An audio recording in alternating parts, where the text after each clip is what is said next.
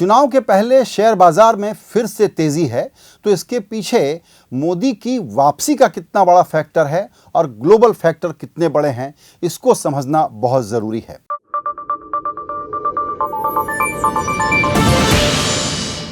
आमतौर पर चुनावों के पहले बाजार तेजी की तरफ जाते हैं। कई बार ये तेजी चुनाव के रिजल्ट के बाद ज्यादा होती है। इस वक्त ऐसा लग रहा है कि प्री पोल रैली जो है वो हो जाएगी पोस्ट पोल में जो हुआ करती है वो। लेकिन इसके पीछे जो दूसरा फैक्टर है ग्लोबल, वो ये है कि दुनिया भर में इस वक्त अमेरिका के स्लोडाउन के कारण, ग्लोबल मंदी के कारण यहां पर पैसा इमर्जिंग बाजारों में भारत अट्रैक्टिव दिख रहा है, इसलिए एफआईआईज का पैसा आ रहा है। ये पैसा ईटीएफ में आ रहा है, सीधे शेयरों में नहीं आ रहा है। एक और फैक्टर है, वो ये है कि यहाँ पर रुपया चूंकि मजबूत हुआ है और ब्याज दरों के फ्रंट पर आरबीआई भी पॉजिटिव सिग्नल दे रहा है, तो बाहर के खिलाड़ियों को लगता है कि यहाँ पर पैसा कमाया जा सकता है इन महीनों में, इसलिए लोग यहाँ पैसा लगा रहे हैं। इस रैली में डोमेस्टिक प्लेयर का कोई नया पैसा नहीं आया है, क्योंकि वो पहले से ही बहुत ज़्यादा इन्वेस्टेड थे। तेज़ी में जो कुछ बड़े लेकिन वाले फैक्टर हैं, उनमें से एक तो यही है कि ये पैसे ईटीएफ में आ रहे हैं, एक्सचेंज ट्रेडेड फंड्स में आ रहे हैं, सीधे इंडिविजुअल शेयरों में नहीं आ रहे। और अब बाजार इतना तेज़ हो गया है कि डोमेस्टिक अगर इन्वेस्टर्स के हाथ में पैसा है भी, तो अभी ये सोच रहे हैं, कॉशियस हैं कि इस वक्त बाजार में एंट्री मारें या न मारें। इनफैक्ट जो सयाने निवेशक हैं वो थोड़ा थोड़ा बेच करके निकलने की कोशिश कर रहे हैं। मान लीजिए जिन्होंने 30,000 के सेंसेक्स पर पैसा लगाया था और अब 38-39,000 हो रहा है, तो कमाई कर लेना ज़्यादा बेहतर होगा, ऐसा भी बहुत सारे लोग मानते हैं। आने वाले दिनों में अब जो लोग वॉच करेंगे वो ये है कि क्रूड में अचानक बहुत तेज़ी आई है पिछले कुछ दिनों में। और एक ताज़ा समाचार आया है कि भारत का जो मॉनसून है वो नॉर्मल से थोड़ा कम हो सकता है। इन फैक्टर्स का भी असर बाजार में आने वाले दिनों में लोग असेस करेंगे। लेकिन जहां पर कंसेंसस है, वो कंसेंसस ये है कि जो पिछले विधानसभा चुनाव थे, मध्य प्रदेश, राजस्थान, छत्तीसगढ़ वाला जो राउंड था, वो दिसंबर तक बाजार बॉटम कर चुका था। उस पर लोग सहमे हुए थे और सरकार की वापसी के सामने बड़े सवाल खड़े हुए थे।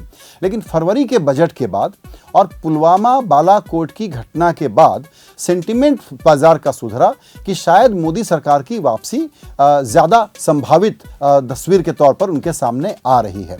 अगर दूसरा कोएलिशन आता है तो बाजार की बहुत तेज गिरावट हो सकती है, ये एक अलग बात है। लेकिन बाजार ये नहीं कह रहा है कि बीजेपी को बहुमत मिलेगा। जो अलग अलग रिपोर्ट्स आती हैं उसमें ये आंकड़े आ रहे हैं कि बीजेपी अकेले रिड्यूस्ड मेजॉरिटी के साथ आएगी, लेकिन एनडीए के साथ मिलकर के, करंट एनडीए के साथ वो सरकार बना लेगी। और ऐसा जब होगा तो बाजार चूंकि एक सेंटिमेंटल एनिमल है, उसको लगता है कि पॉलिसी की कंटिन्यूटी रहेगी, और एक कंटिन्यूटी बायस होता है, एक स्टेटस को बायस होता है। उसके कारण बाजार आने वाले दिनों में ऊपर के तरफ ही रहने वाला है।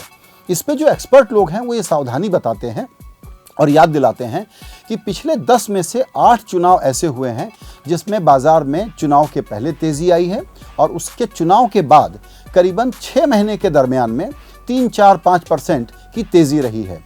लेकिन चुनाव के बाद 18 महीनों के टाइम होराइजन में अगर देखा जाए तो 30-35% का मुनाफा कमा करके भी निकले हैं। और इस बीच में हर तरह की सरकारें आई गई हैं, बहुमत वाली भी और कोएलिशन गवर्नमेंट भी, और मोटे तौर पर ट्रेंड यही रहा है कि बाजार में चुनाव के बाद 3-4% की कमाई, लेकिन 1.5 साल के दरमियान में 30-40% की कमाई है।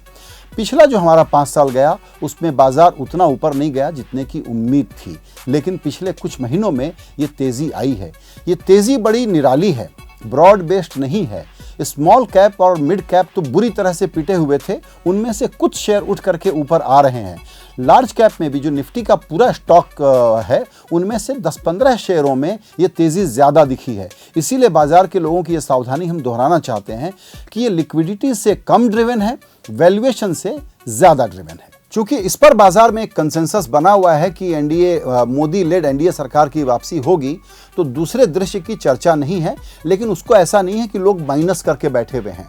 उनका ये कहना है कि अगर कोएलिशन सरकार कोई और बनती है या कमज़ोर कोएलिशन सरकार बनती है एनडीए की, तो बाजार चुनाव के बाद शायद कुछ दिनों के लिए नीचे गिर सकता है।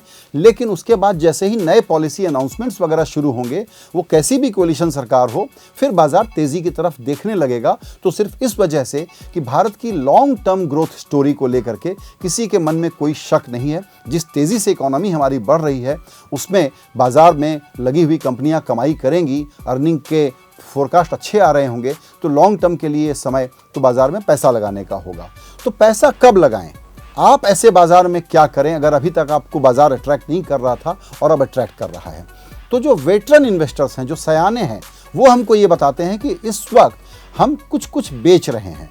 चुनाव के बाद हम थोड़ा और बेचेंगे, अपने आप को लाइट कर लेंगे, सिर्फ अच्छे स्टॉक अपने पास रखेंगे, हाथ में कैश रखेंगे, ताकि जब पॉलिसी की एक बार क्लैरिटी आ जाएगी तब हम उसमें नए शेयरों में इन्वेस्ट करने के लिए बाजार में घुसेंगे। तो अगर कोई हमसे राय मांगे तो हम राय यही देना चाहेंगे कि बाजार की तेज़ी मंदी कुछ भी हो, पॉलिटिकल सरकार का रंग कुछ भी हो, आने वाले दिनों में और बरसों में अगर मोटी कमाई करनी है तो भारतीय शेयर बाजार को आप इग्नोर नहीं कर सकते। लेकिन अभी की तेज़ी में देख करके ट्रेडिंग के माइंडसेट से कोई घुसेगा तो हाथ जलाने के भी पूरे खतरे हैं। जैसा मैंने कहा कि सयाने निवेशक जो हैं, हिंदुस्तानी निवेशक जो मुंबई में बैठे हैं, इस वक्त वो बड़ी बेट लेने को तैयार नहीं है।